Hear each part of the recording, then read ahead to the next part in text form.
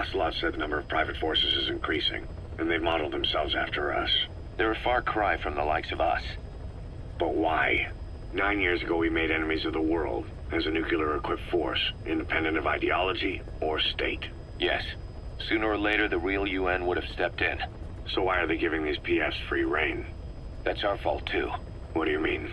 What happened 9 years ago was a real problem for a lot of people.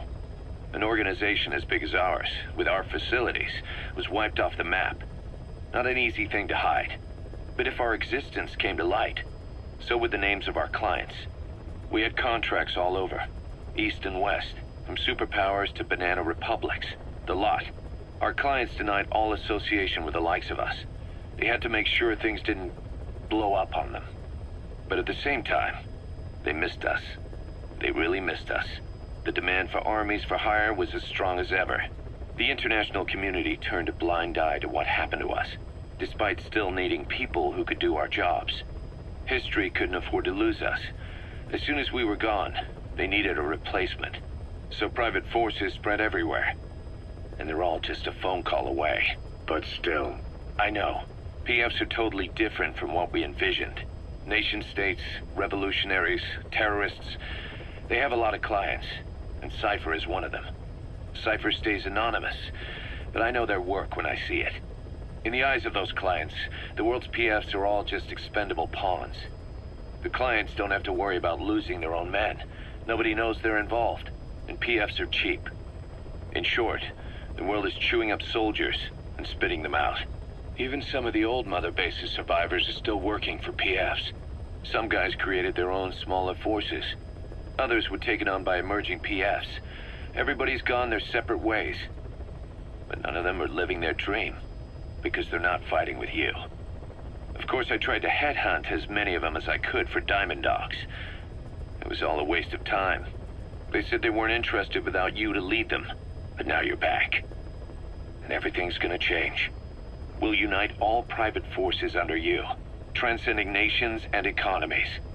What is a nation? Just a patch of dirt. The bonds among us will surpass nations, and that's what'll put the world under our control. We'll establish a new kind of country, redefine the very concept of it.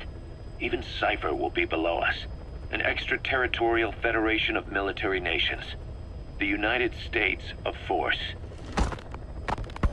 Once word of Big Boss's return starts traveling, that'll be our true deterrent against Cypher.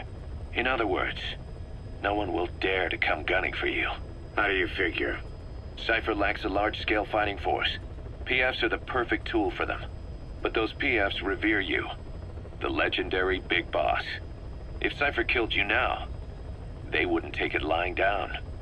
Maybe they'd even go looking for revenge, but they definitely wouldn't keep doing Cypher's dirty work, even if it put their lives at stake.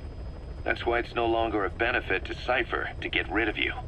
The very fact that you're alive is our greatest defense against Cypher. Nice to know. It'll buy us some time while we get back to full strength. Just keep in mind that what I'm saying is generalizing a lot. In practice, the PFs around the world don't know your face. Just declaring that you're Big Boss won't be enough to convince them.